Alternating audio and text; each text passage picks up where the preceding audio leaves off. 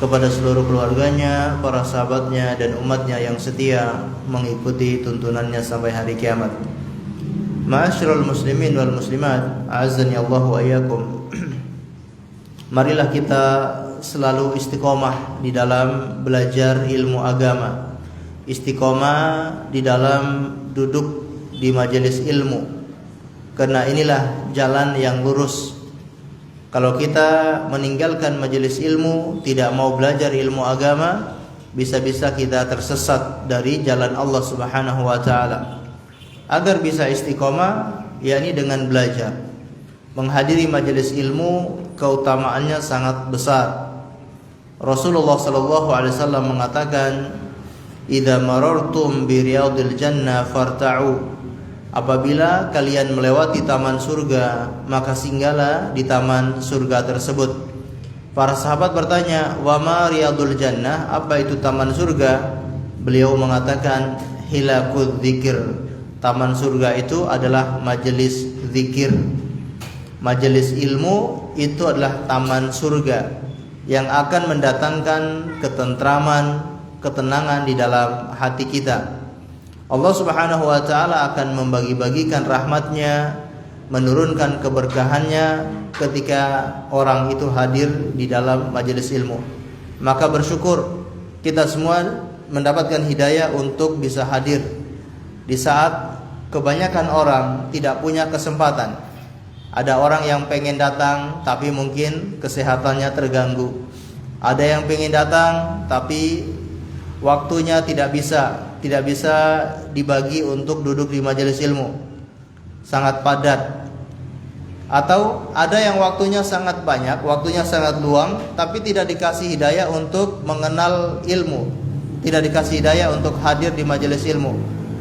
Maka kita semua ketika Allah Subhanahu wa taala memberikan hidayah ini, pertahankan hidayah ini, jangan sampai lepas dari diri kita, yaitu istiqomah terus duduk di majelis ilmu untuk belajar ilmu agama sampai kita menghadap kepada Allah Subhanahu wa taala. Dan salah satu ilmu yang kita pelajari adalah ilmu tauhid, ilmu tentang Allah Subhanahu wa taala. Ilmu yang sangat agung di dalam agama Islam. Di dalam agama Islam, ilmu itu sangat banyak. Ilmu yang paling agung adalah ilmu yang kita pelajari ini, yaitu ilmu tauhid, yang dengannya kita bisa mengenal Allah Subhanahu wa taala, mengenal hak-hak Allah, dan mengenal kewajiban-kewajiban hamba yang harus kita berikan kepada Allah Subhanahu wa taala.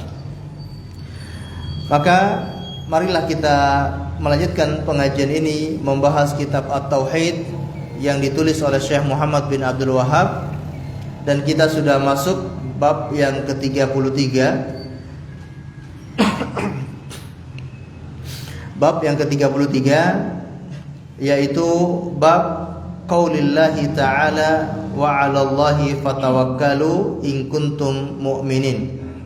Kalau dalam terjemahan buku ini bab tawakal kepada Allah Subhanahu wa taala.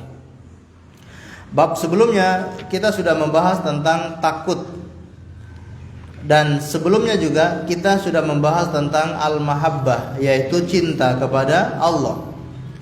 Ini semua termasuk amalan-amalan hati, ibadah-ibadah hati. Apakah cinta kepada Allah, takut kepada Allah, termasuk tawakal kepada Allah. Ini amalan-amalan hati yang sangat agung, yaitu tawakal kepada Allah Subhanahu wa taala. Tawakal berarti urusan batin. Tawakal itu bukan urusan lahir. Meskipun nanti ada penyempurna dari tawakal itu dengan urusan lahiriah, tapi tawakal itu sendiri adalah urusan batin, yang mana batin seseorang menyandarkan segala sesuatunya kepada Allah Subhanahu wa taala. Jadi menyandarkan hati kepada Allah Subhanahu wa taala dalam segala urusan. Itu adalah tawakal. Segala urusan berarti termasuk urusan dunia, juga termasuk urusan akhirat. urusan dunia maupun urusan ibadah. Ini juga harus butuh namanya tawakal kepada Allah Subhanahu wa taala. Sehingga para ulama mengatakan at-tawakkalu nisfuddin. Tawakal itu separuhnya agama. Karena agama atau keimanan seseorang tidak akan sah, tidak akan sempurna sampai orang itu betul-betul bertawakal kepada Allah Subhanahu wa taala. Ada orang yang mengaku beriman tapi tidak tawakal kepada Allah, berarti imannya dipertanyakan. Imannya pasti bermasalah. Karena antara keimanan dengan tawakal itu harus sinkron, harus selaras. Orang yang beriman ya harus tawakal. Orang tawakal berarti karena dia beriman. Kedua ini tidak bisa dilepas. Dan nanti akan kita jelaskan ayat yang menjelaskan hal tersebut. Jadi, ma'asyiral muslimin wal muslimat, a'azzani Allah wa iyyakum. Hakikat dari tawakal itu ada dua. Ya, hakikat dari tawakal itu ada dua.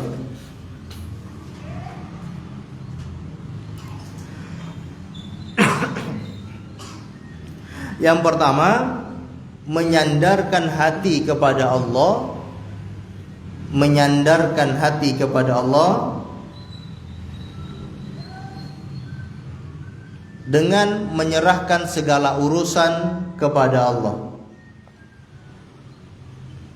Menyandarkan hati kepada Allah dengan menyerahkan segala urusan kepada Allah.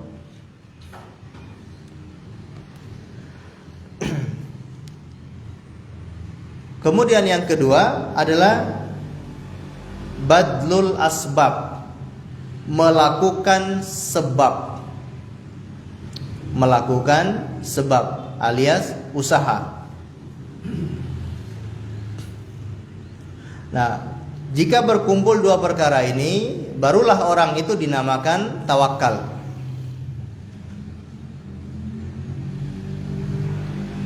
Kalau hanya salah satunya saja, orang ini tidak dinamakan tawakal. Mungkin ada orang yang betul-betul hatinya itu pasrah kepada Allah, betul-betul disandarkan semua urusannya kepada Allah, tapi nggak ngapa-ngapain, nggak mau kerja, nggak mau usaha, dan mengharapkan datang pertolongan Allah Subhanahu wa taala. Ini bukan orang yang tawakal. Atau yang kedua, orang yang melakukan usaha-usaha ya dengan kerja keras, dengan pikiran, dia maksimalkan kerjanya, dia maksimalkan usahanya, tapi hatinya sama sekali tidak sandar kepada Allah. Hatinya hanya bergantung kepada sebab tersebut. Dia sudah mengandalkan pikiran dan kerja kerasnya, kemudian dia yakin saya pasti berhasil. Dia sudah usaha, sudah mencurahkan segala pikirannya, kemudian dia langsung berkeyakinan saya pasti berhasil. Nah, ini orang yang tidak tawakal. Nah, orang yang tawakal itu apa? Menggabungkan kedua tadi.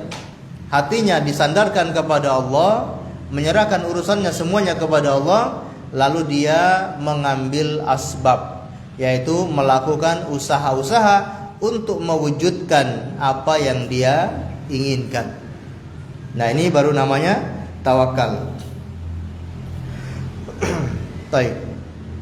Syekh Muhammad bin Abdul Wahab membawakan bab tawakal dalam kitab Tauhid karena tawakal dengan tauhid itu punya kaitan yang sangat erat.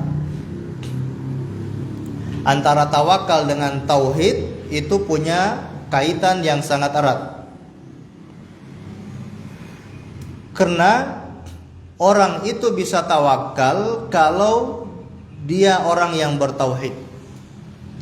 Kalau orang yang tidak bertauhid tidak bisa bertawakal kepada Allah Subhanahu wa taala. Ini kaidahnya. Kita ulangi. Orang itu bisa tawakal kalau dia bertauhid kepada Allah.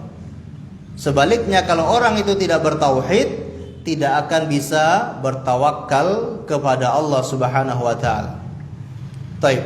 Tadi sudah kita jelaskan, hakikat tawakal itu adalah menyandarkan apa? Hati dan menyerahkan segala urusan kepada Allah.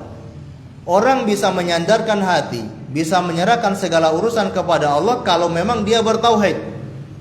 Kalau tidak punya tauhid, tidak mungkin dia sandarkan hatinya kepada Allah. Tidak mungkin semua urusannya dia berikan, dia sandarkan, dia gantungkan kepada Allah. Makanya kita lihat orang yang berbuat kesyirikan, termasuk misalkan pakai jimat-jimat, maka tawakalnya bukan kepada Allah, tapi tawakalnya kepada jimat tersebut, benda tersebut. Makanya disebutkan oleh Rasulullah SAW, man 'allaqa syai'an wukila ilai. Barang siapa yang menggantungkan sesuatu alias jimat-jimat, maka dia wukila ilai. Dia akan diberi untuk bertawakal kepada benda itu. Dia akan bersandar, bergantung pada benda tersebut. Dan begitulah orang-orang yang melakukan kesyirikan, tidak mentauhidkan Allah Subhanahu wa taala, dalam hidupnya tidak pernah tenang. Mau melakukan acara, mau melakukan perkawinan, hajatan, tapi bertepatan dengan tanggal yang menurut keyakinannya itu tanggal sial, akhirnya tidak jadi. Karena nggak tawakal kepada Allah. Orang yang hatinya bersandar kepada makhluk, apakah angka-angka, apakah waktu-waktu tertentu, atau tempat-tempat tertentu, maka dia tidak akan pernah merasakan ketenangan. Mau ngapa-ngapain bingung, mau bikin acara masih mikir-mikir, karena ada hari ini, ada tanggal ini. Tapi kalau orang yang bertauhid, dia melakukan segala upaya, kemudian hatinya bersandar kepada Allah, selesai. Apapun hasilnya, ya itu sudah ketentuan dari Allah Subhanahu wa taala. Ini orang yang bertauhid. Jadi inilah hubungan antara tauhid dengan tawakal. Orang yang tawakal adalah orang yang bertauhid, karena hakikat daripada tawakal adalah hati yang selalu bersandar kepada Allah Subhanahu wa taala. Baik. Orang yang bertawakal tentunya dia sudah percaya tentang rububiyah Allah Subhanahu wa taala. Alias dia punya tauhid rububiyah. Dia percaya bahwasanya Allah lah yang bisa mengatur segala urusan. Dia percaya Allah lah yang memiliki segala sesuatu. Dia percaya Allah lah raja segala sesuatu. Seandainya kalau orang yakin Allah itu raja, dia nggak akan pernah takut. Dalam hidup ini nggak akan pernah tenang, nggak akan pernah khawatir. Dia selalu tenang kalau meyakini Allah itu sebagai raja. Kalau Allah itu sebagai raja, kita nggak perlu melas-melas kepada pemimpin-pemimpin kita. Kita nggak perlu melas-melas kepada raja-raja kita. Nggak perlu melas-melas, nggak perlu ngemis-ngemis kepada presiden-presiden yang ada di dunia. Karena Allah lah raja segala sesuatu. Kalau kita pengen aman, ada raja yang paling mampu memberikan keamanan, yaitu Allah Subhanahu wa taala. Kalau kita pengen makmur, ada raja yang bisa memberikan kemakmuran kepada kita sekalian, Allah Subhanahu wa taala. Kalau kita ingin mendapatkan rezeki, mendapatkan kemudahan dalam segala urusan, ada raja yang bisa menyelesaikan segala urusan, memberikan solusi kepada kita, yaitu Allah Subhanahu wa taala. Maka kalau kita punya keyakinan Allah itu sebagai raja dan Allah itu bisa memenuhi segala permintaan kita, maka nggak akan pernah bingung, ya, nggak akan pernah bingung dalam hidup ini, karena dia pasrahkan segala urusannya kepada Allah Subhanahu wa taala. Ya, ini orang yang tawakal, dia sudah mengenal tauhid rububiyah. Kemudian pembuktian daripada tauhid rububiyah itu adalah tawakal. Tawakal itu adalah tauhid uluhiyah. Tadi kita jelaskan, ya, tawakal itu tidak hanya dalam urusan dunia, tapi tawakal juga dalam urusan ibadah. Maka tauhid uluhiyah itulah tawakal juga. Atau tawakal itulah tauhid uluhiyah. Pengamalan daripada tauhid uluhiyah adalah tawakal. Karena orang tidak akan tawakal kecuali dia sudah bertauhid kepada Allah, baik tauhid rububiyah, uluhiyah, dan asma wa sifat. Ma'asyiral muslimin wal muslimat, a'azzani Allah wa iyyakum. Imam Ibnul Qayyim Al-Jauziyah rahimahullahu taala, beliau menerangkan bahwa ada 3 kelompok yang sulit untuk tawakal. Ada 3 kelompok yang sulit bisa tawakal.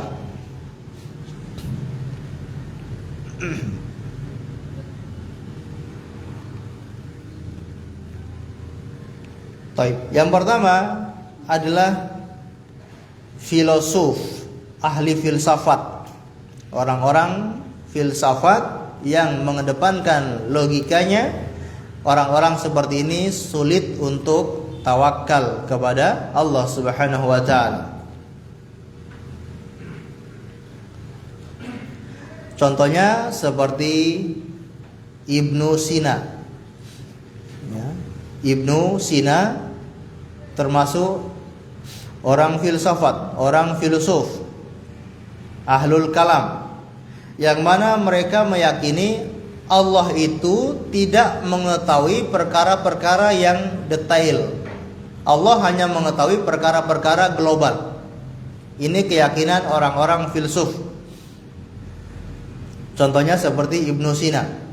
Allah hanya mengetahui perkara yang global, tapi perkara-perkara yang detail itu tidak diketahui oleh Allah Subhanahu wa taala.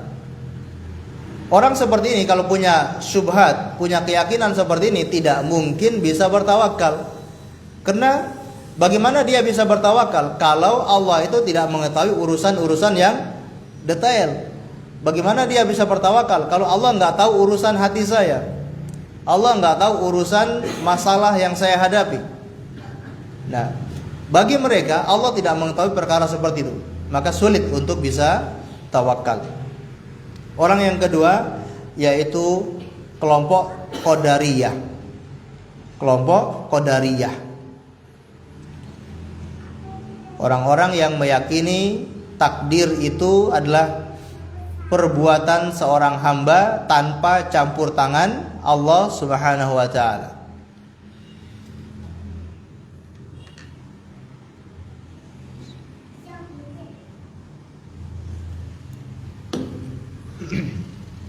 Jadi Qadariyah kelompok yang meyakini takdir itu adalah perbuatan atau hambalah yang menentukan tanpa ada campur tangan Allah Subhanahu wa taala. Kalau takdir itu adalah perbuatan atau hamba itu yang menentukan, ya Allah enggak tahu apa yang akan terjadi pada seorang hamba. Allah baru tahu kapan kalau sesuatu itu sudah terjadi. Kalau begitu ngapain tawakal kepada Allah? Orang bertawakal itu kan karena dia nggak tahu sesuatu yang akan terjadi pada dirinya, makanya dia tawakal. Kalau sesuatu yang sudah terjadi pada dirinya, ya buat apa? Tawakal. Nah, maka orang seperti ini sulit untuk bisa tawakal. Orang-orang Qadariyah. Yang ketiga yaitu orang-orang Jahmiyah. Orang-orang Jahmiyah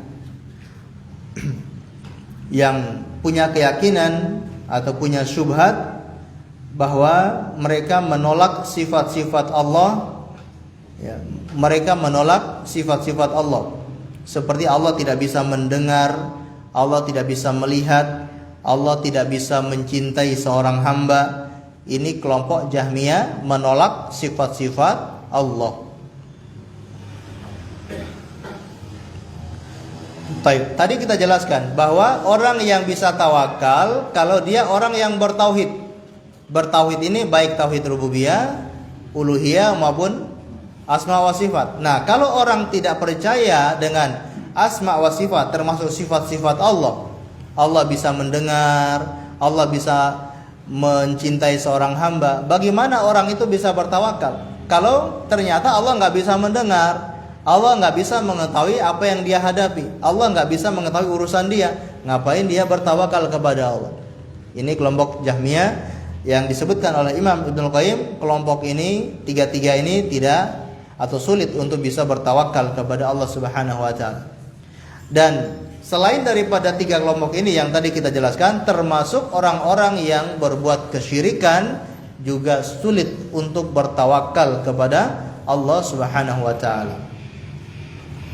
Baik. Ma'asyiral muslimin wal muslimat yang dimuliakan oleh Allah Subhanahu wa taala. Jadi ini tadi yang pertama, hakikat tawakal adalah menyandarkan hati kepada Allah. Namun apakah cukup dengan menyandarkan hati saja tanpa ada usaha? Tidak. Ada hakikat yang kedua. Tawakal itu bisa dinamakan tawakal kalau dia itu badlul asbab, melakukan sebab alias usaha. Ya. Baik. Dalam kehidupan ini Allah Subhanahu wa taala itu sudah membuat aturan yang kita namakan dengan sebab akibat, tanpa dipungkiri. Siapapun yang hidup di muka bumi ini harus mengikuti aturan Allah ini, yaitu adanya sebab akibat yang dinamakan dengan sunnatullah. Siapapun, apakah dia seorang nabi, apakah dia orang soleh, dia wali-wali Allah, harus mengikuti aturan ini, sebab akibat. Dan ini adalah sunnatullah, aturan dari Allah Subhanahu wa taala yang harus diikuti oleh semua manusia. Orang kalau pengen kenyang harus makan. Orang kalau pengen punya ilmu harus belajar. Orang kalau pengen sehat, lagi sakit, kalau pengen sehat harus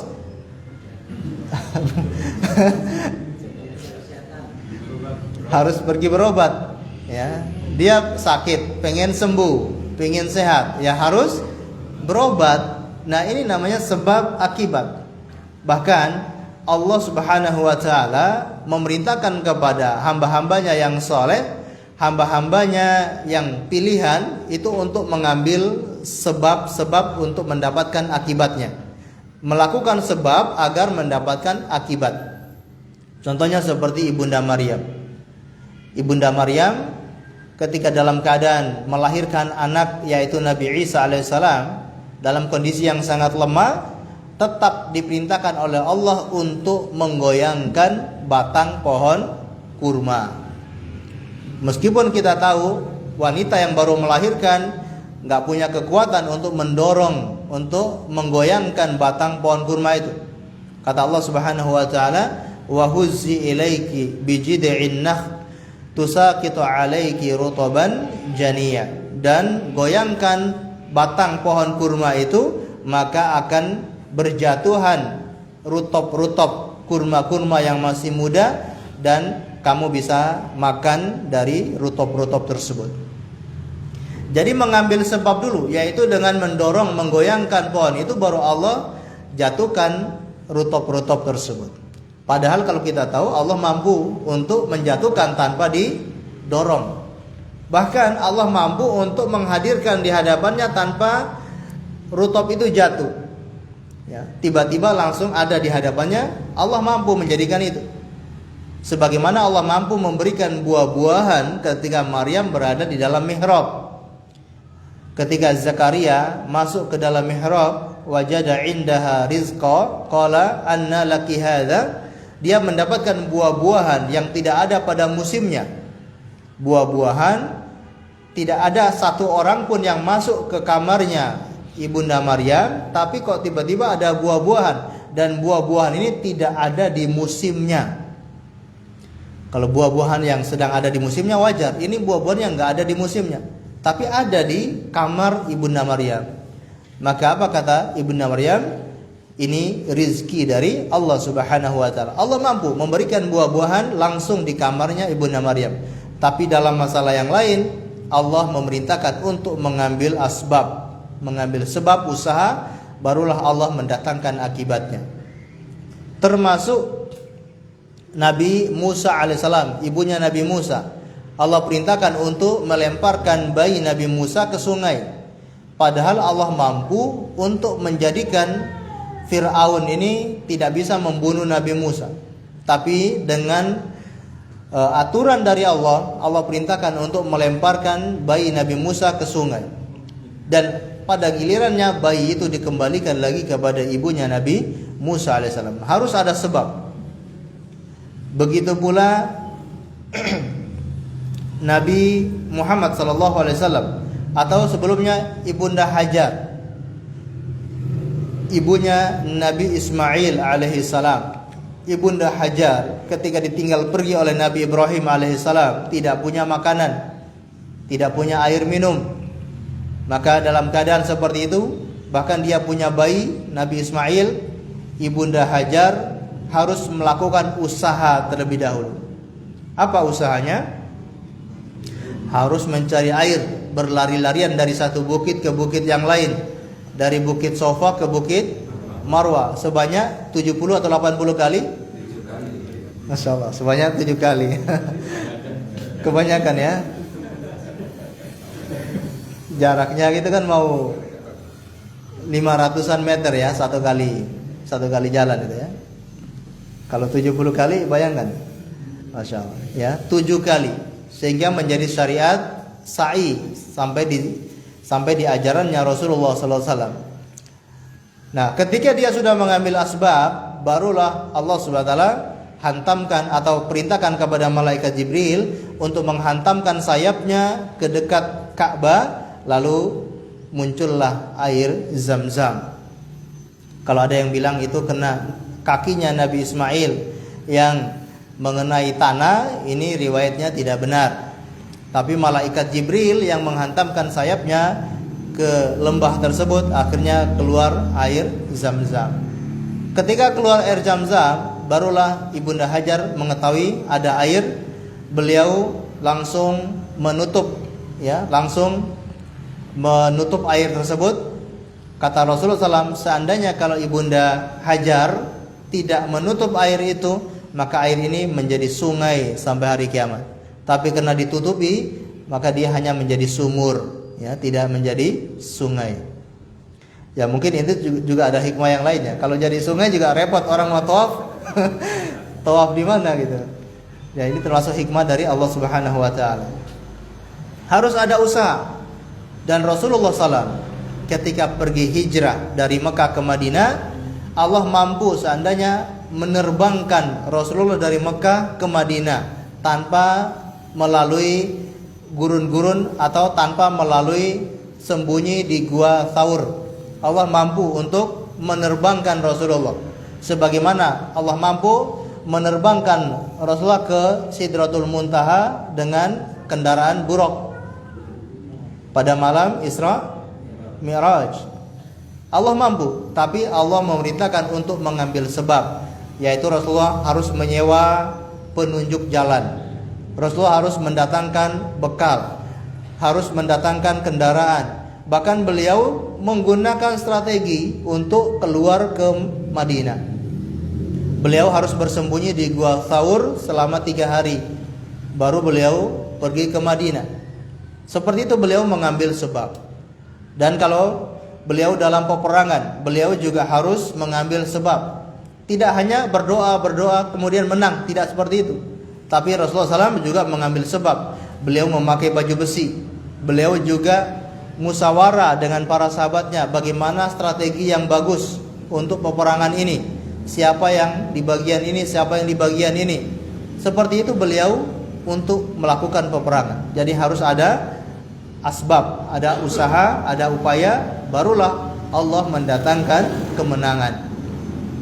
Taib, ma'asyiral muslimin dan muslimat yang dimuliakan oleh Allah Subhanahu wa taala. Jadi ini menjadi pelajaran bagi kita bahwa hakikat dari tawakal adalah menggabungkan dua hal, menyandarkan hati kepada Allah, menyerahkan segala urusan kepada Allah, dan melakukan asbab, ya. Tapi kalau orang yang tidak melakukan dengan cara ini, maka tidak dinamakan tawakal.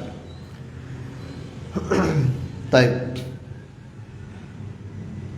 Ma'asyiral muslimin dan muslimat, azanillahu wa iyyakum. Makanya kata Imam Ibnul Qayyim atau kata Imam Ibnu Hajar Al-Asqalani, tawakal adalah tarkun nadhar ilal asbab ba'da akhdhi bil asbab. Tawakal itu adalah tidak melirik kepada sebab setelah melakukan sebab. Jadi tawakal itu apa? Tidak melirik kepada sebab setelah melakukan sebab. Alias tawakal itu orang sudah melakukan sebab, maka hatinya tidak bergantung kepada sebab itu, tapi hatinya pasrahkan kepada Allah. Kata Imam Ibnul Qayyim, tawakal itu apa? Al-ittirab was-sukun. Tawakal itu bergerak dan tenang. Gimana maksudnya itu? Tawakal itu bergerak dan tenang. Bergerak apanya? Jasadnya, lahirianya bergerak, tapi batinianya tenang. Batinianya pasrah kepada Allah. Itulah tawakal, ya. Baik. Sehingga selain manusia, hewan-hewan juga diperintahkan untuk mengambil asbab, seperti burung-burung. Kata Rasulullah SAW, "Lau annakum tatawakkaluna 'ala Allahi haqqa tawakkuli la razaqakum kama yarzuqut thair. Taqdu khisaman wa taruhu bitanan." Seandainya kalian betul-betul bertawakal kepada Allah, ya, maka Allah akan memberikan kepada kalian sebagaimana Allah memberikan kepada seekor burung. Allah akan memberikan kalian rizki sebagaimana Allah memberikan rizki kepada seekor burung. Pagi-pagi dia keluar dalam keadaan perut kosong, dan sore hari dia pulang sudah kenyang. Bayangkan pagi-pagi seekor burung ini sudah harus keluar dari sangkarnya, harus keluar dari rumahnya. Mungkin ketika itu manusia masih tidur, manusia masih malas-malas, belum mandi. Ini burung udah pergi. Kalah kita sama burung, ya. Sudah cari makan, ya.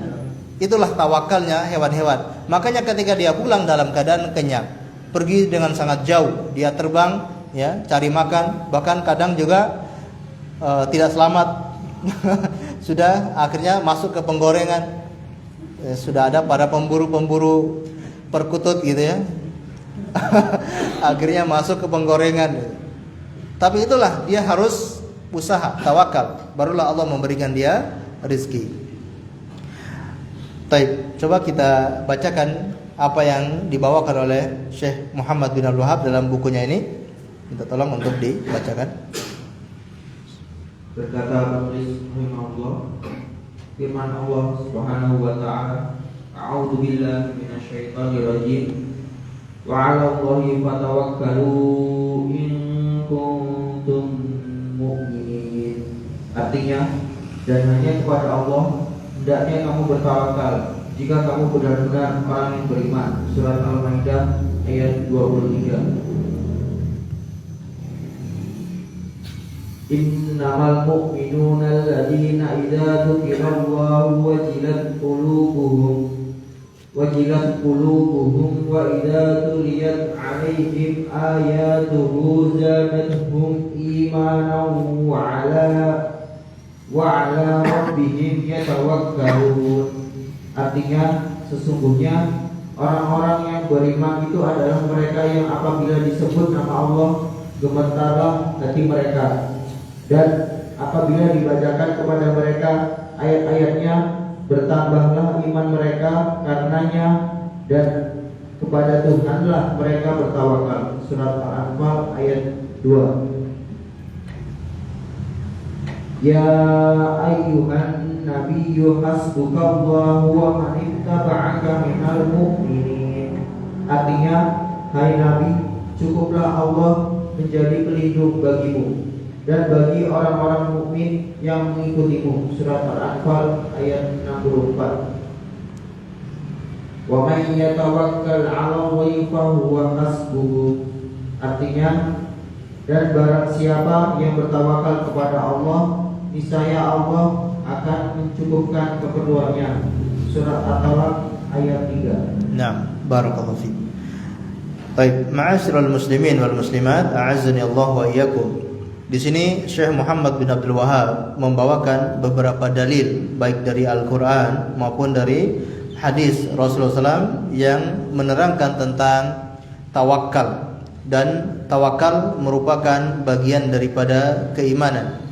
Ayat yang pertama, kata beliau, Allah Subhanahu wa taala berfirman, wa 'alallahi fatawakkalu in kuntum mu'minin.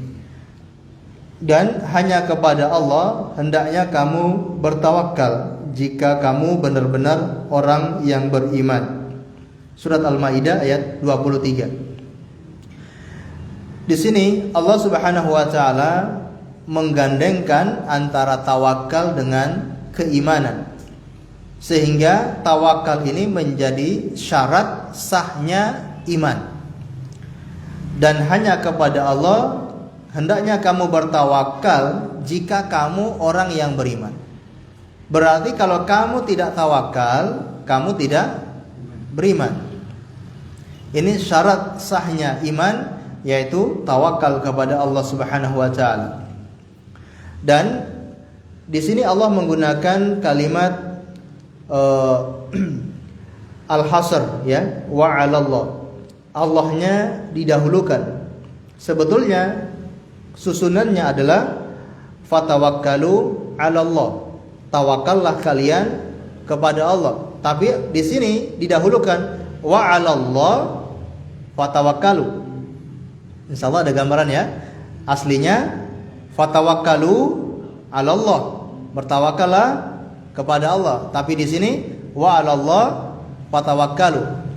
Kata para ulama tafsir, wa 'alallah fatawakkalu yufidu al-hasr, memberikan maksud yaitu pembatasan. Ya, yufidul hasr, pembatasan. Maksudnya apa?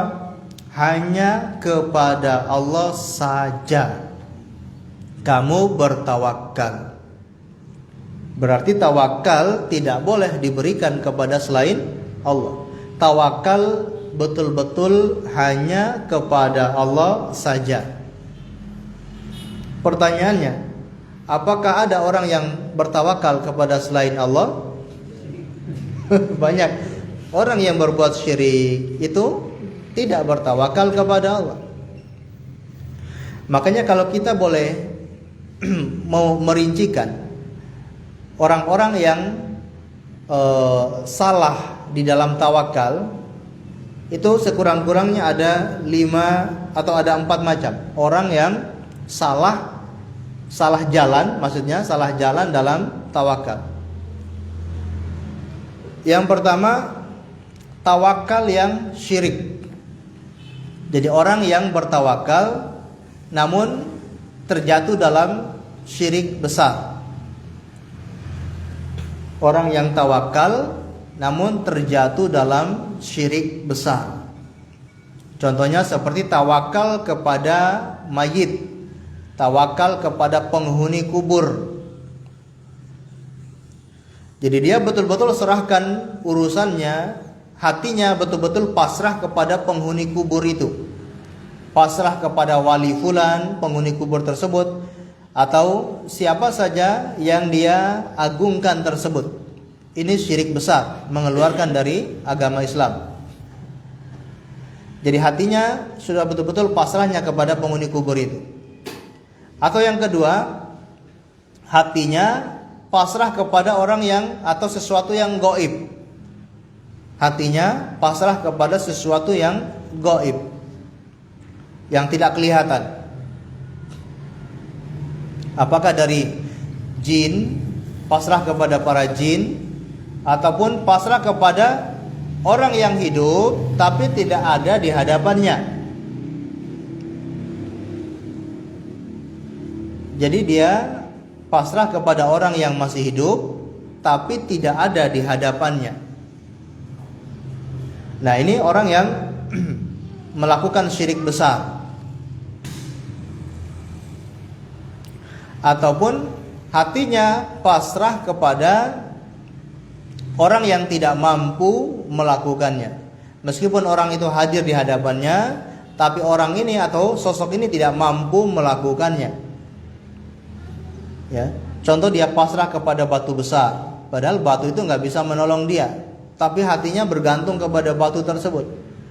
Atau hatinya bergantung kepada orang yang tidak mampu melakukannya.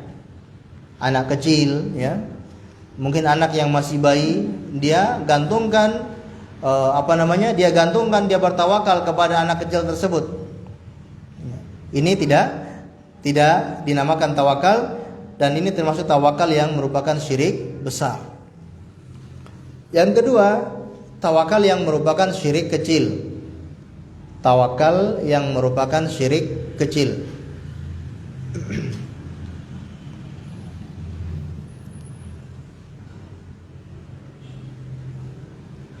Jadi dia bergantung kepada seseorang yang mampu melakukannya, ya. Dia bergantung kepada seseorang yang mampu melakukannya. Orang itu betul-betul mampu melakukannya dan ada di hadapannya. Nah, hatinya agak bergantung kepada orang tersebut. Ini namanya tawakal yang merupakan syirik kecil. Jadi orangnya ada di hadapannya dan mampu melakukannya, dan dia sedikit condong dan bergantung kepada orang tersebut. Contohnya bagaimana? Ada orang yang kerja di sebuah perusahaan dan dia tahu bosnya ini bisa menggaji dia bisa membantu dia, dan dalam hal itu membuat dia sedikit bergantung kepada bos tersebut. Nah, ini syirik, namun syirik kecil, ya.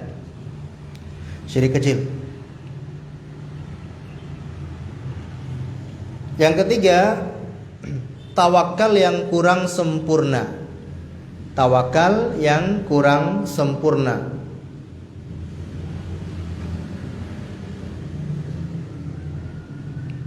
Yaitu apa? Tawakalnya hanya dalam sebagian pekerjaan tertentu, atau tawakalnya dalam kondisi tertentu, tidak dalam segala kondisi. Atau dalam urusan tertentu dia tawakal, tapi dalam urusan-urusan yang lain tidak tawakal. Ini namanya tawakal yang tidak sempurna. Seorang yang beriman dituntut untuk tawakal itu secara sempurna. Dalam segala kondisi, segala urusan harus digantungkan kepada Allah Subhanahu wa taala. Misalkan contohnya bagaimana? Ada orang yang tawakalnya dalam urusan dunia. Dalam urusan dunia dia tawakal, tapi dalam urusan ibadah tidak ada tawakal. Ini juga kurang sempurna. Atau dalam urusan-urusan yang besar dia tawakal. Ya, bagaimana dia memulai usahanya, apakah usahanya ini bisa berhasil atau tidak, dia tawakal. Tapi dalam urusan-urusan yang lain dia tidak tawakal. Nah, harusnya tawakal kepada Allah dalam segala urusan, baik urusan dunia maupun urusan ibadah. Mungkin sudah kita jelaskan ya, bahwasanya Allah Subhanahu wa taala seringkali mengaitkan antara tawakal dengan ibadah. Karena dalam masalah ibadah juga butuh tawakal. Dalam masalah ibadah kita butuh tawakal. Kira-kira ada gambarannya? Kita butuh tawakal atau tidak dalam ibadah? Butuh tawakal atau tidak? Butuh. Kalau Allah tidak gerakkan hati kita untuk ibadah, tidak mungkin kita ibadah. Kalau Allah tidak memberikan kita hidayah, tidak mungkin kita bisa sholat. Makanya untuk sholat butuh tawakal, untuk puasa butuh tawakal, baca Quran butuh tawakal, sedekah butuh tawakal, bahkan berjihad, berdakwah semua butuh tawakal kepada Allah. 17 kali kita membaca ayat, yaitu iyyaka na'budu wa iyyaka nasta'in. Hanya kepadamu kami menyembah dan hanya kepadamu kami memohon pertolongan. Nah, memohon pertolongan itu adalah kalimat tawakal. Kita bisa menyembah Allah kalau kita ditolong oleh Allah Subhanahu wa taala. Kalau kita tidak ditolong oleh Allah, tidak diberi hidayah, tidak mungkin kita bisa menyembah Allah Subhanahu wa taala. Allah juga berfirman dalam surat Hud ayat 123, fa'buduhu wa tawakkal alaih. Maka sembahlah dia dan bertawakallah kepadanya. Sembahlah Allah dan bertawakallah kepada Allah. Karena tidak mungkin orang bisa menyembah Allah kalau tidak ditolong oleh Allah. Maka dia butuh untuk selalu bersandar kepada Allah Subhanahu wa taala. Atau dalam surat Al-Mulk ayat yang ke-29, Qul huwar rahmanu amanna bihi wa alaihi tawakkalna. Qul huwar rahmanu amanna bihi wa alaihi tawakkalna. Katakanlah, dialah Allah, kami beriman kepadanya dan hanya kepadanya kami bertawakal. Baik. Dan mungkin kita ingat doa yang dianjurkan ketika kita mendengarkan muazzin membaca hayya 'alas shalah, hayya 'alal falah. Apa yang kita baca? La haula wala quwata illa billah. Kalau dari awal kita disuruh meniru, ketika muazzin membaca Allahu Akbar, ikuti Allahu Akbar. Asyhadu an la ilaha illallah, ikuti asyhadu an la ilaha illallah. Tapi begitu sampai hayya 'alas shalah, hayya 'alal falah, yang mana merupakan panggilan untuk mendirikan salat dan panggilan untuk meraih kemenangan, di situ kita disuruh untuk mengucapkan la haula wala quwata illa billah. Tidak ada daya dan upaya, tidak ada kekuatan kecuali dari Allah Subhanahu wa taala. Kenapa? Kita tidak mungkin bisa salat, tidak mungkin bisa memenuhi panggilan Allah tersebut kalau tidak ditolong oleh Allah Subhanahu wa taala. Ini namanya tawakal. Ataupun kita ketika keluar rumah, apa doanya? Bismillahi tawakkaltu 'alallahi la haula wala quwata illa billah. Padahal kita keluar rumah itu urusan apa? Semua urusan, mau urusan ibadah, mau urusan dunia, mau pergi ke masjid, mau pergi berjihad, tetap bacanya bismillahi tawakkaltu 'alallahi la. Karena kita bertawakal kepada Allah dalam segala urusan, urusan ibadah maupun urusan dunia. Ya. Baik. Jadi semua urusan harus dipasrahkan kepada Allah. Nah, orang yang hanya sebagian saja berarti tawakalnya tidak sempurna. Nah, kemudian yang keempat yaitu orang yang meninggalkan sebab. Tawakalnya hanya bersandar kepada Allah tapi tidak melakukan sebab.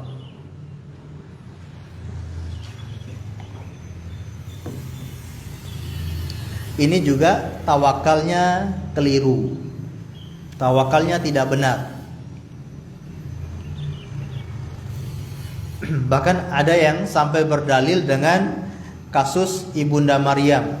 Itu Ibunda Maryam cuma ada di dalam kamar, di dalam mihrab, tiba-tiba datang buah-buahan. Nah, ini kalau karomah, mukjizat, itu memang seperti itu. Namanya mukjizat itu di luar kemampuan, di luar nalar, di luar kemampuan manusia. Karomah itu di luar kemampuan manusia, itu namanya karomah ataupun mukjizat. Jangan kita samakan, ya. Kecuali kalau kita punya karomah, nggak apa-apa, nggak pakai sebab.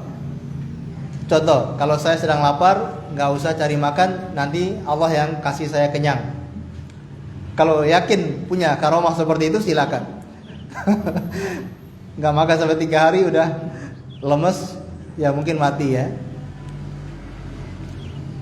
Taib, jadi tidak benar, ya, harus ada usaha. Bahkan ada yang meninggalkan anak dan istrinya, kemudian dia pergi keluar dengan alasan pergi berdakwah, ya. Anaknya, istrinya tidak dikasih makanan apapun, hanya ditinggalin batu sama air. Kalau lapar gimana? Masak aja batu, nanti berubah menjadi nasi. Nah, ini orang yang nggak waras seperti itu, ya. Orang yang punya akal sehat itu harus melalui asbab, ya. Tidak mungkin dia tanpa asbab. Makanya kata Imam Ibnul Qayyim, orang yang tidak mengambil asbab, tawakalnya hanya bersandarkan hati kepada Allah saja, tidak pakai asbab, maka dia telah bertentangan dengan 3 perkara.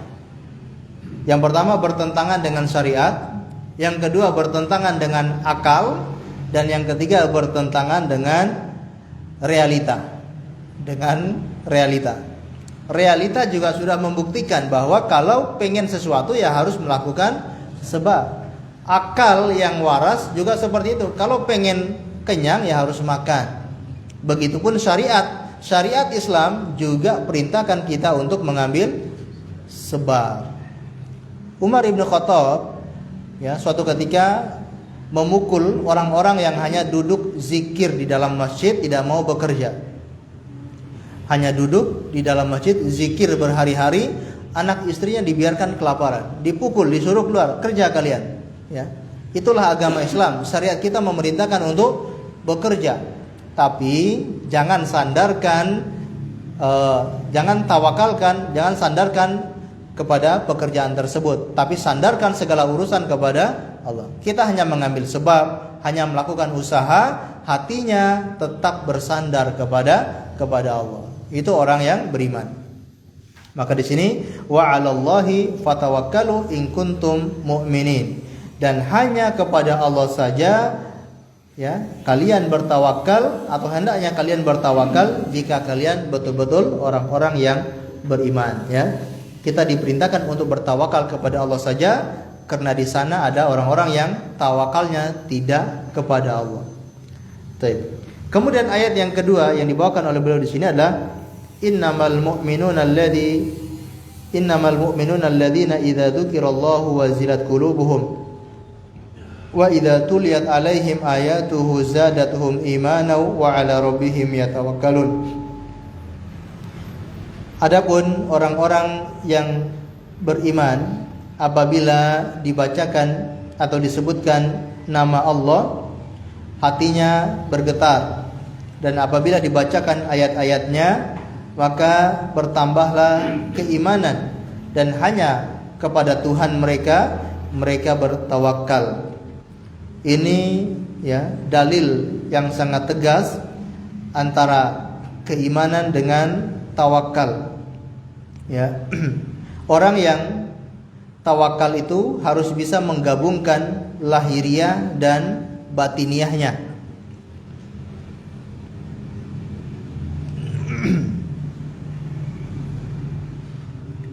Baik. Lahiriahnya apa? Ketika dia mendengar nama Allah disebutkan, dia mendengar ayat-ayat Allah dibacakan, batiniahnya meresapi, batiniahnya merenungkan. Itulah orang-orang yang beriman dan orang-orang yang bertawakal. Mereka sifatnya seperti itu, yaitu hatinya yang selalu bergantung kepada Allah. Karena sudah saking gantungnya, pasrahnya kepada Allah, sehingga ketika nama Allah disebutkan hati mereka itu langsung bergetar.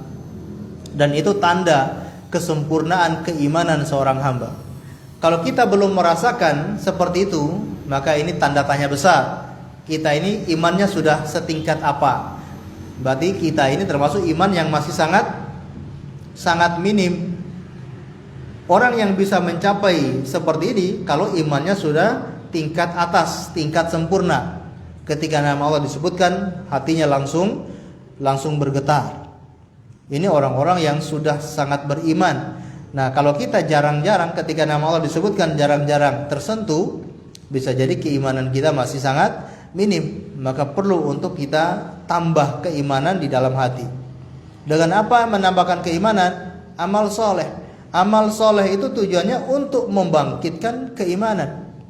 Semakin orang itu beramal soleh, semakin imannya bertambah. Termasuk amal soleh, solat misalkan. Orang solat, karena solat itu kan dia sedang berkomunikasi, berzikir dengan Allah, berhadapan dengan Allah. Nah, setelah solat diharapkan imannya bisa bertambah. Harusnya kan seperti itu. Solat bisa menambah keimanan. Kita bertahun-tahun solat, harusnya imannya semakin naik, bukan bertahun-tahun sholat tapi imannya malah stabil. Nah, berarti ada yang salah. Mungkin sholatnya kurang diresapi, kurang dipahami, sholatnya itu mungkin kurang khusyuk, sehingga tidak ada pengaruh terhadap keimanan. Harusnya setiap amalan soleh berpengaruh kepada meningkatnya keimanan. Makanya para ulama kita ketika mendefinisikan keimanan, iman itu yazidu bita'ah. Iman itu akan bertambah dengan keimanan, dengan ketaatan, dengan amal soleh. Wa yanqusu bil ma'siyah, dan akan berkurang dengan kemaksiatan. Ya.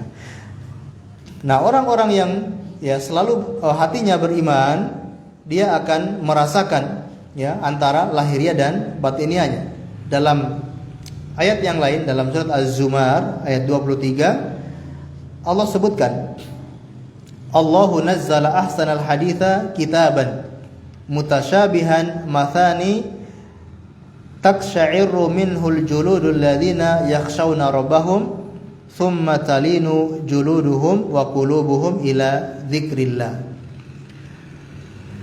Allah telah menurunkan perkataan yang paling baik, yaitu Al-Quran, yang serupa ayat-ayatnya lagi berulang-ulang. Ayat-ayatnya mirip-mirip dan ayat-ayatnya berulang-ulang. Gemetar hati orang-orang yang beriman itu gemetar karenanya. Kulit orang-orang yang beriman itu takut kepada Tuhannya. Kemudian mereka kulitnya menjadi tenang dan hati mereka ketika mengingat Allah Subhanahu wa taala. Jadi orang-orang yang beriman, bayangkan ketika ayat Al-Qur'an itu dibacakan, maka hati mereka menjadi bergetar. Kemudian kulitnya juga bergetar. Nah, gimana maksudnya kulit itu bergetar? Merinding.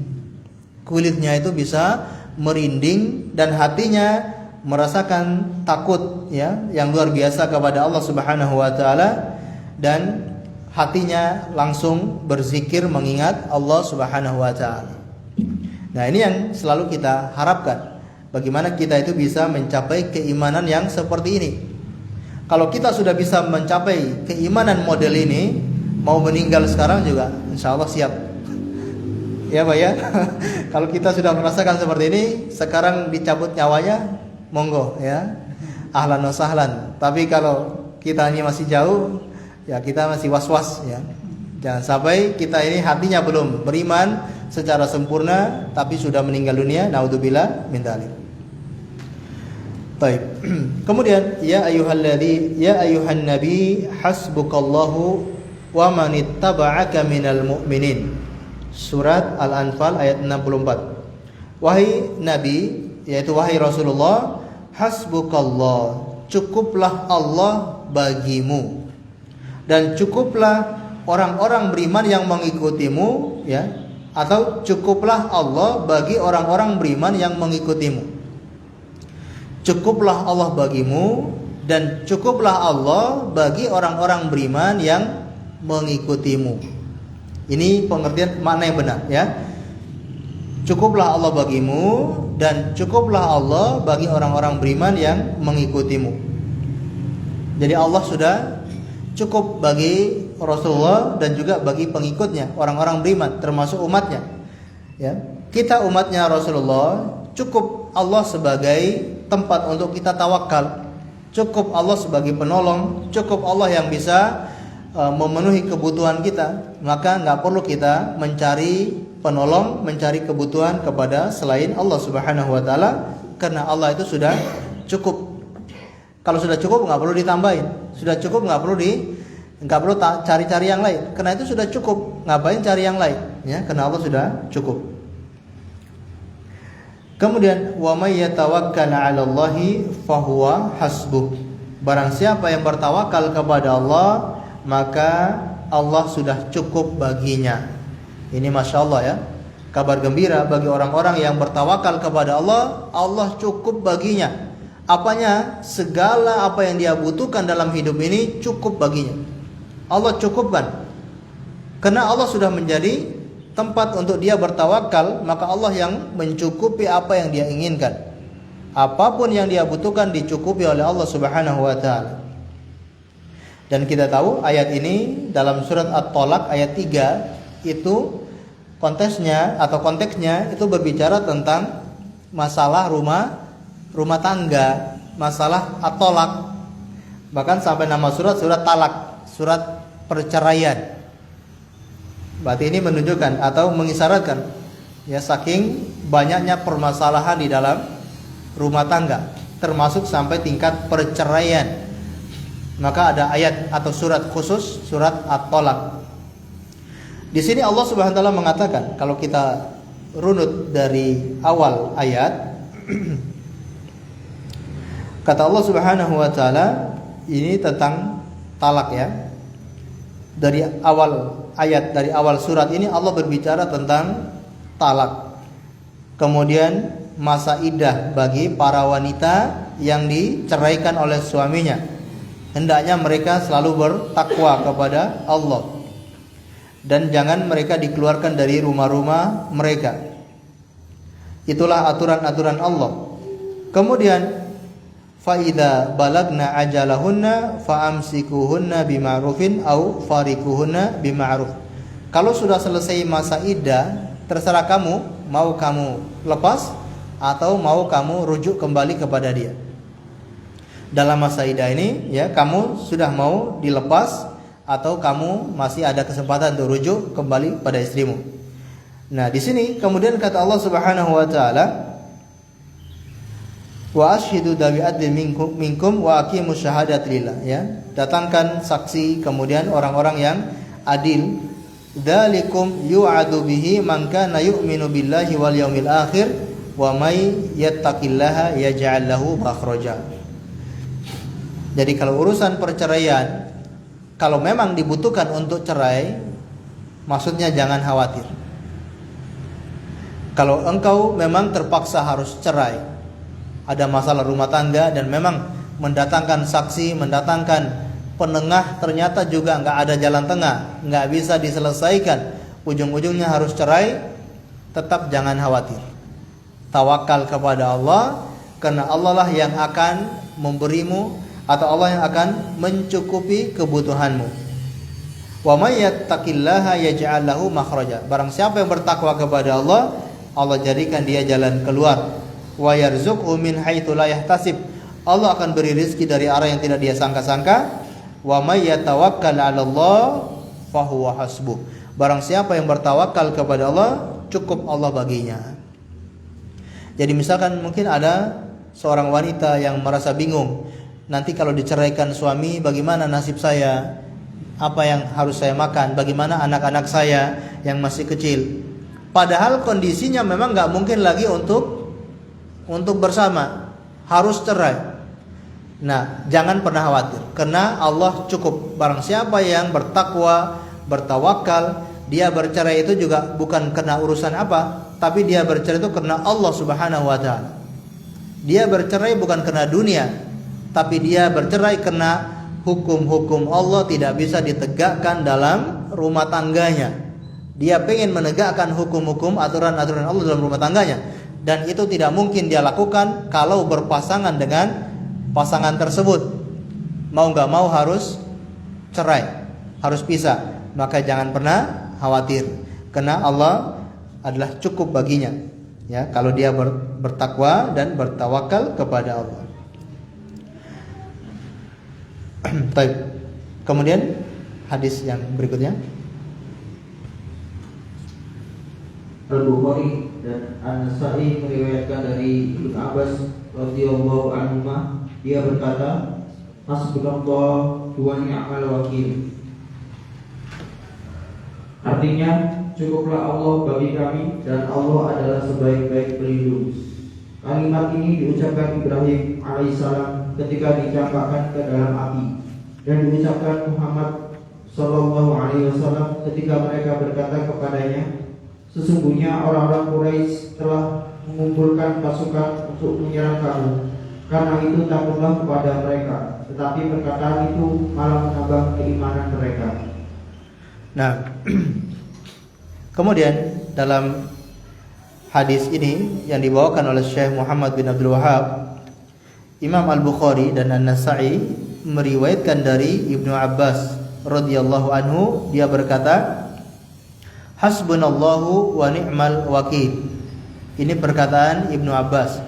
Kalimat hasbunallah wa ni'mal wakil itu diucapkan oleh dua orang. Diucapkan oleh Nabi Ibrahim alaihissalam dan juga diucapkan oleh Nabi Muhammad sallallahu alaihi wasallam dan sahabatnya ketika orang-orang Quraisy berkumpul untuk menyerang mereka. Diucapkan oleh Nabi Ibrahim alaihissalam ketika dilemparkan ke dalam api, ketika dia tidak punya upaya, nggak punya kekuatan lagi, dan itu yang tadi kita sebutkan sebagai mukjizat. Dalam kondisi seperti ini tidak mungkin ada yang bisa menolong, dan tidak mungkin dia punya upaya, dia nggak punya usaha lagi, sudah pasrah. Nah, di sini datanglah pertolongan Allah berupa mukjizat. Dan memang kita katakan dalam kondisi tertentu bisa saja Allah mendatangkan pertolongan tanpa ada sebab. Bisa jadi Allah datangkan pertolongan tanpa melakukan sebab. Namun itu ketika orang sudah tidak mampu lagi melakukan sebab. Misalkan sudah tenggelam di lautan, nggak punya penolong sama sekali, ya tinggal ya gimana lagi, sudah nggak bisa berenang, nggak ada benda apapun yang mengapung, nggak ada jerigen, nggak ada galon, nggak bisa dia pakai untuk penolong. Kondisi seperti ini dia hanya pasrah, tawakal kepada Allah dan Allah menyelamatkannya. Ya, mungkin tiba-tiba ada ikan yang mengantarkan dia ke daratan, ataupun dengan usaha apa tiba-tiba dia akhirnya bisa berenang, padahal nggak pernah belajar renang. Ya, ini kuasa Allah Subhanahu Wa Taala. Namun jangan kita gunakan ini dari awal mengandalkan pertolongan Allah tanpa sebab. Ini keliru. Karena pertolongan yang tanpa sebab itu datangnya tiba-tiba, ya, tidak bisa kita duga. Yang bisa kita lakukan adalah dengan menjalankan sebab. Ketika sudah nggak bisa lagi, barulah mungkin di sana Allah mendatangkan pertolongan, mendatangkan akibat. Seperti Nabi Ibrahim alaihissalam ketika dilempar ke dalam api, bahkan ketika itu api yang sangat besar. Orang yang mau membakar Nabi Ibrahim saja nggak kuat untuk dekat ke api. Apa yang mereka lakukan? Seperti ketapel itu, ya, seperti ketapel melempar dari jauh. Karena kalau dekat sama api udah nggak kuat saking panas dan besarnya api tersebut. Lihat orang bakar batu bata aja, panasnya luar biasa, ya. Ini api yang besar. Namun Allah menyelamatkan Nabi Ibrahim dengan pertolongannya. Kami katakan kepada api dingin dan selamatkan Nabi Ibrahim alaihissalam. Dan juga diucapkan oleh Rasulullah sallallahu alaihi wasallam ketika mau diserang oleh orang-orang Quraisy. Yang ini mungkin sudah kita singgung di pertemuan sebelumnya, ya, tentang takut kepada Allah. Sudah kita kisahkan setelah kejadian perang Uhud, orang-orang kafir berhenti di Hamrul Asad, daerah dekat dengan Mikot sekarang ini, dan mereka berniat untuk menyerang Madinah. Namun ternyata Rasulullah SAW dan para sahabatnya tidak takut, bahkan mereka malah bertambah keimanan. Mereka mengucapkan hasbunallah wa ni'mal wakil. Taib. Kalimat hasbunallah wa ni'mal wakil diucapkan ketika kapan? Yaitu ketika kita pengen mendapatkan kebaikan atau pengen terhindar dari keburukan, boleh kita membaca kalimat hasbunallah wa ni'mal wakil. Kalau kita lihat dalam surat At-Taubah ayat 59, kata Allah Subhanahu wa taala, walau annahum radu ma atahumullahu wa rasuluhu wa qalu hasbunallah sayu'tinallahu min fadlihi wa rasuluhu inna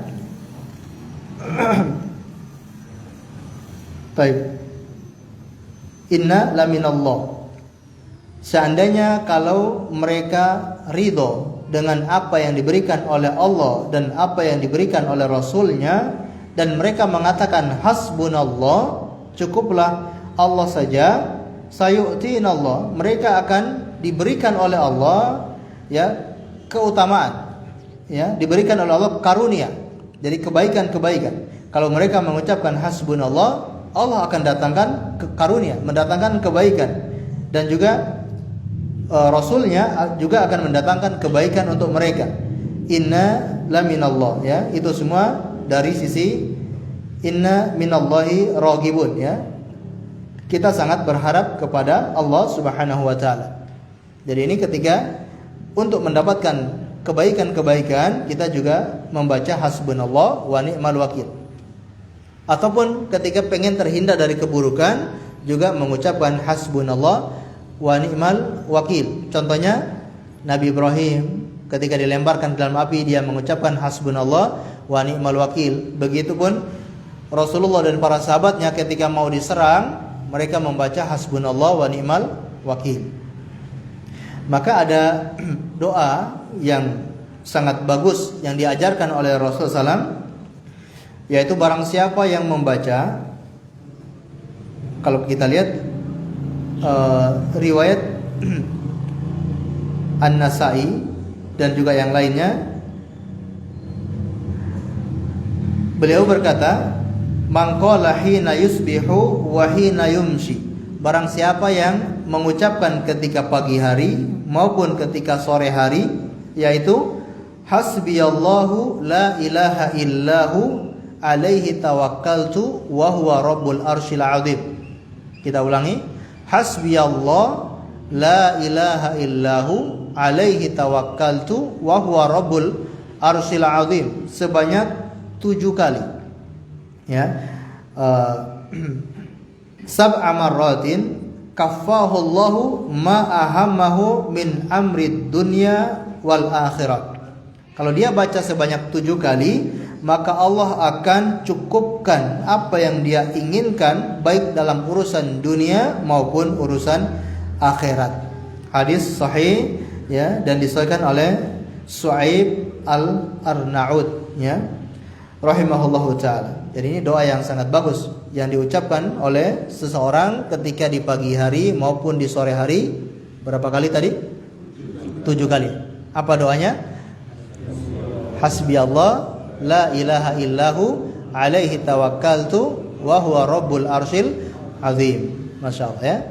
Allahu a'lam bishawab. Ini yang mungkin bisa kita sampaikan pada kesempatan pagi hari ini. Semoga bermanfaat untuk kita semuanya.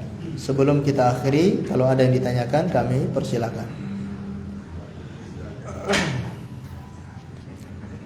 Monggo.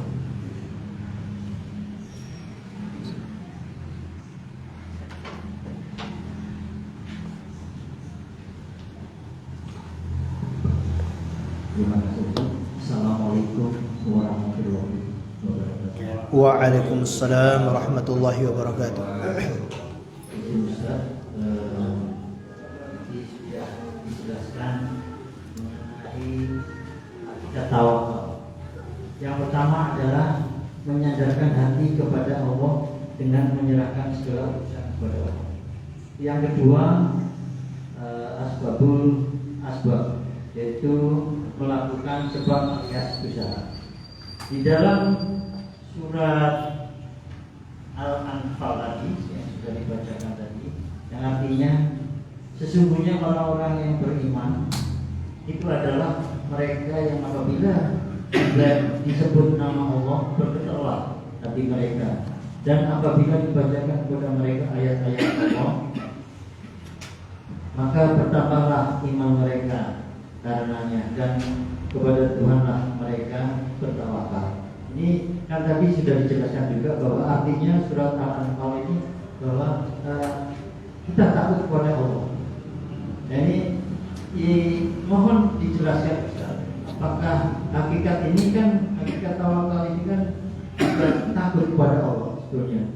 Jadi kalau tadi hanya disebutkan menyadarkan hati kepada Allah, menyerahkan segala urusannya, kemudian melakukan sebab alias usaha.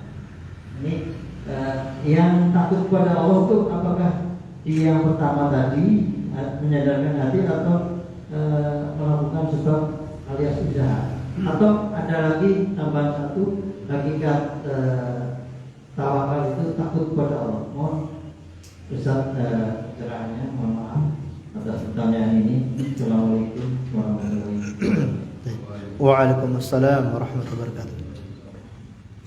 Baik, dalam surat Al-Anfal ayat 2, yaitu Allah mengatakan, adapun orang-orang yang beriman, yaitu apabila dibacakan nama Allah, hati mereka bergetar, dan apabila dibacakan ayat-ayatnya, bertambahlah keimanan dalam hati mereka, dan hanya kepada Rabb mereka bertawakal. Baik. Adapun dalam surat yang lain yang tadi kita sebutkan, surat Az-Zumar ayat 23, yaitu ada tambahan, yaitu taqsha'iru minhu juludul ladzi yakhshawna rabbahum. Kulit-kulit mereka menjadi merinding, menjadi bergetar karena takut kepada Tuhan mereka. Baik. Jadi yang menyebabkan orang itu hatinya tersentuh, bisa apakah karena takut kepada Allah, bisa juga karena pengagungan kepada Allah Subhanahu wa taala. Karena dia menyandarkan segala urusannya kepada Allah, dia betul-betul menghadirkan Allah di dalam hatinya, mengagungkan Allah yang seagung-agungnya, sehingga ketika nama Allah dibacakan, hatinya bergetar. Dan masalah tawakal, takut, cinta, ini tidak bisa dipisahkan. Tawakal dengan takut, dengan cinta kepada Allah, ini semua tidak bisa dipisahkan, satu kesatuan. Jadi termasuk ibadah hati yang harus ada dalam diri seorang muslim atau hati seorang muslim, ya takut, ya tawakal, ya cinta, seperti itu. Jadi kalau tawakal, kalau mau dibahas, ya dia berbeda dengan takut. Takut itu sendiri, tawakal itu sendiri. Namun kedua hal ini tidak bisa dipisahkan. Mau nggak mau dia harus berkumpul dalam hati seseorang. Kalau takut itu lebih kepada dia takut akan siksa-siksa Allah, akan ancaman-ancaman Allah, dia takut akan neraka Allah. Tapi kalau tawakal, yaitu segala urusannya, apakah urusan dunia maupun urusan ibadah, dia pasrahkan kepada Allah Subhanahu wa taala.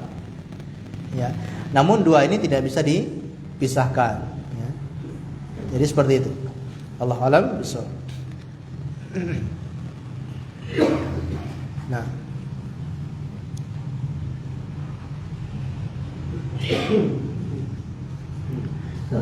Nah, silakan. Jin mengenai tawasul, kembali ke tawasul. Tadi kan disebutkan kita tidak boleh menghamba atau mengharapkan kepada selain Allah. Nah, ini kan ada salah satunya tawasul kepada manusia. Jadi mungkin disebutkan orang soleh. Sampai sebatas mana ini sehingga hal ini tidak dianggap syirik. Karena bisa saja kita meminta, contohnya juga Rasulullah kan orang soleh, namun kita ini tidak bisa untuk meminta kepada Rasulullah karena Rasulullah sudah wafat. Ini sedangkan kita diperintahkan untuk bersolawat kepada Rasulullah supaya hal ini akan menambah keinginan kita kepada Allah Subhanahu wa taala. Mohon arahan Ustaz mengenai hal ini, batas-batas mana yang kita ketahui atau kita. Baik. Nah, tawassul kepada orang soleh yang masih hidup dibolehkan, ya. Batasannya seperti apa? Yaitu kembali lagi ke bab tawakal, jangan kita sandarkan urusan kita kepada orang soleh tersebut. Mungkin di antara usaha kita adalah minta didoakan oleh orang soleh tersebut. Ini namanya usaha. Kalau bahasa kita ikhtiar. Padahal ikhtiar itu kan pilihan dalam bahasa Arab. Ikhtiar itu disuruh milih.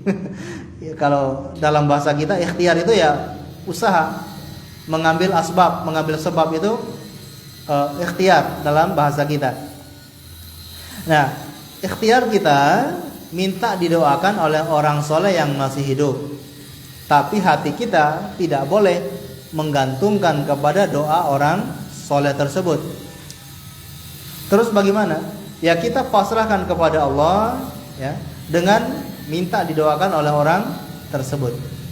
Jangan cukup saya nggak usah bergantung kepada Allah. Kalau orang ini sudah doa, cukup sudah. Ya, saya sudah pasrah, orang ini udah berdoa, udah selesai urusan saya. Nah ini berarti dia pasrahnya sama orang soleh tersebut. Yang benar adalah apa? Dia hatinya pasrah kepada Allah sambil ya dengan usahanya dia minta tolong kepada orang tersebut. Ya sebagaimana kita pengen buka usaha, pengen buka bisnis apa, ya kita melakukan usaha ya dengan cara seperti ini, dengan iklannya harus seperti ini. Ini kan namanya apa? Usaha. Tapi hati kita pasrahnya kepada Allah, antara ini nanti usahanya laku atau tidak, lancar atau tidak, berhasil atau tidak, itu pasrahnya kepada Allah.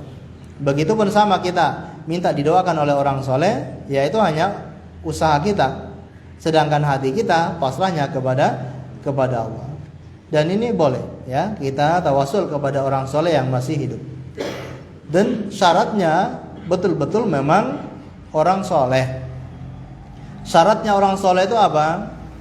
Di antara yang disebutkan oleh para ulama, menjauhi dosa-dosa besar dan tidak terus-menerus dalam dosa kecil. Nah ini ciri-ciri orang soleh.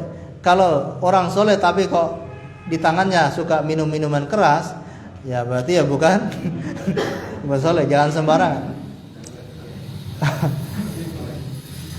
Mungkin orang bilang dia soleh tapi kok sholat 5 waktunya enggak sholat, atau sholatnya di Mekah, ya berarti ya bukan soleh. Apalagi sampai pikirannya enggak waras. Bilang dia orang soleh tapi pikirannya enggak waras. Nah ini berarti bukan soleh ya. Ciri-ciri soleh itu kewajiban-kewajiban agama dia lakukan, dosa-dosa besar dia tinggalkan, tidak terus-menerus di dalam dosa-dosa kecil ya. Orang soleh kok kemana-mana buka baju, berarti ya nggak soleh. Meskipun itu dosa kecil tapi terus-menerus. Kalau sesaat orang soleh sesaat, mungkin dia lepas baju karena darurat atau apa, akhirnya di depan umum dia harus lepas baju. Nah ini mungkin darurat. Tapi kok kemana-mana nggak pakai baju, pakai celana kolor, terus kita bilang orang soleh, nggak mungkin ya. Nah itu ciri-ciri orang soleh ya. Allahu a'lam bishawab. Jadi tidak masalah ya tawasul kepada orang soleh yang masih hidup untuk didoakan ya. Nah,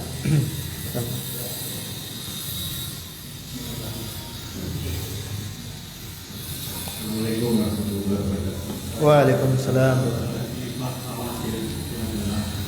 Manusia dan dalam kaitannya kita punya inginan sesuatu, kemudian kita berdoa.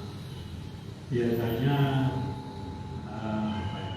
kita sudah tawakal, tapi masih diambil rasa khawatir. Nah ini bagaimana membuang rasa khawatir di dalam kita menyikapi bertawakal kepada Allah. Baik, kalau dia bertawakal, bilangnya dia bertawakal, tapi masih khawatir, berarti kurang. Tawakalnya berarti kurang. Kalau orang sudah tawakal, nggak ada lagi khawatir. Contoh kalau orang naik pesawat, tawakal, ya dari awal dia naik tawakal, udah nanti cuacanya nggak bagus juga, ya insya Allah tawakal ya, nggak khawatir gitu ya, karena dia sudah pasrahkan kepada Allah. Tapi kalau masalah pesawat ini kan memang manusiawi ya, tiba-tiba ada cuaca buruk misalkan ya, itu manusiawi. Tapi nggak sampai dia itu menghilangkan rasa tawakalnya kepada Allah. Baik. Jadi kalau kita bertawakal, kemudian ternyata masih ragu-ragu, tambah lagi tawakalnya. Terus ditambah lagi, ya. Terus keyakinannya ditambah, ya. Keimanannya ditambah lagi. Kepercayaan tentang takdir-takdir Allah itu diperkuat lagi. Karena tawakal juga itu adalah hubungannya dengan percaya dengan takdir Allah. Semua yang ditentukan oleh Allah, semua yang ditakdirkan Allah pasti terjadi, dan yang tidak ditakdirkan Allah pasti tidak akan terjadi. Nah, ini yang kita terus bangkitkan dalam hati supaya hilang keraguan-raguan tersebut, ya. Kalau orang yang tawakal kemudian masih ragu-ragu, berarti memang masih kurang. Harus ditambah lagi agar besar. Orang beriman itu tawakalnya tidak kecil, tapi besar tawakalnya kepada Allah. Full, penuh, ya, enggak setengah-setengah. Nah, Allahu a'lam bishawab.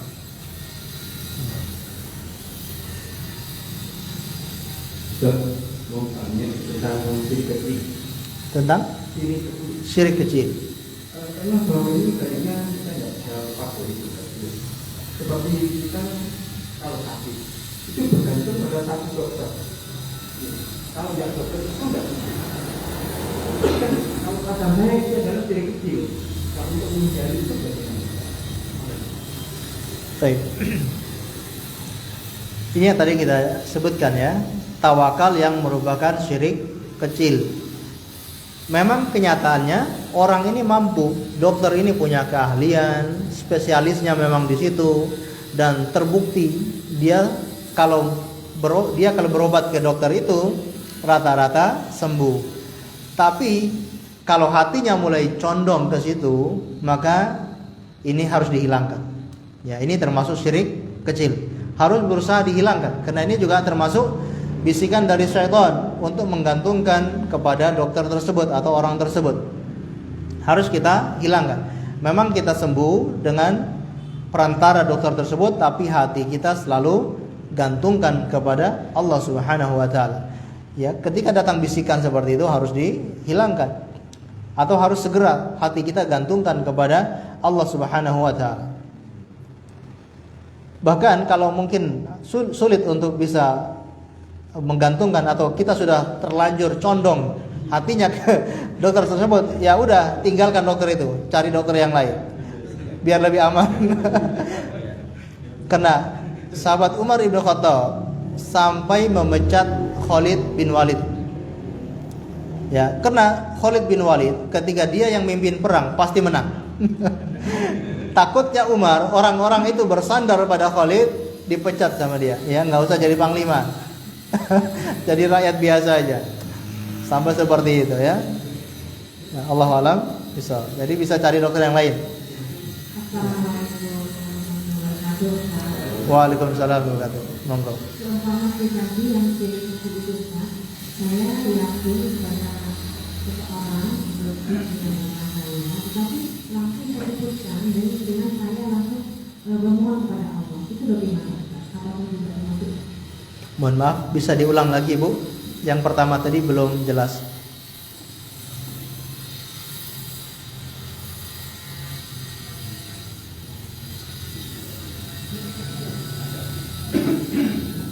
Tapi bisa diulangi yang pertanyaan pertama tadi, Ibu?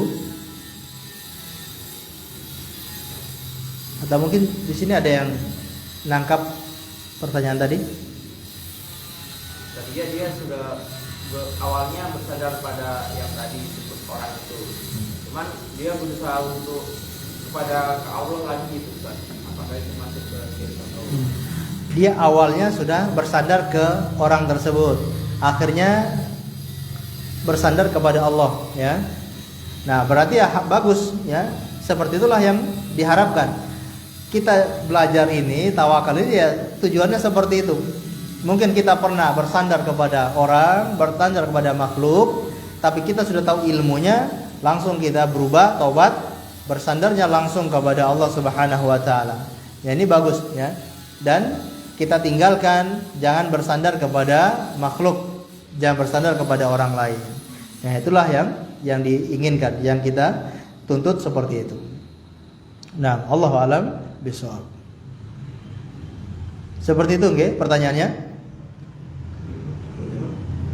Ya, anggap aja seperti itu. Mudah-mudahan seperti itu ya. Allahu a'lam bishawab.